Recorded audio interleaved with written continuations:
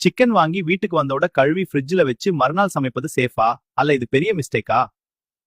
சில பேர் என்ன பண்ணுவாங்கன்னா, சிக்கன் வாங்கி வந்தோட நல்லா தண்ணியில கழுவுவோம், பிறகு கண்டெய்னர்ல போட்டு ஃப்ரிட்ஜ்ல வைப்போம், மறுநாள் தான் சமைப்போம்.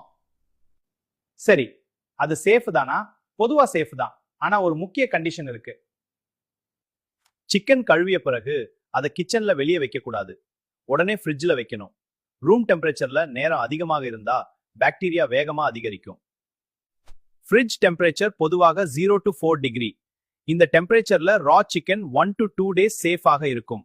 அதனால் மறுநாள் குக்கிங் பாதுகாப்பானது. சிக்கன் ஃப்ரிட்ஜ்ல வைக்கும் போது ஓபனா வைக்க கூடாது. க்ளோஸ் பாக்ஸ் அல்லது கவர்ட் கண்டெய்னர் இதுல வச்சால்தான் மத்த ஃபுட்டுக்கு பாக்டீரியா ஸ்ப்ரெட் ஆகாது.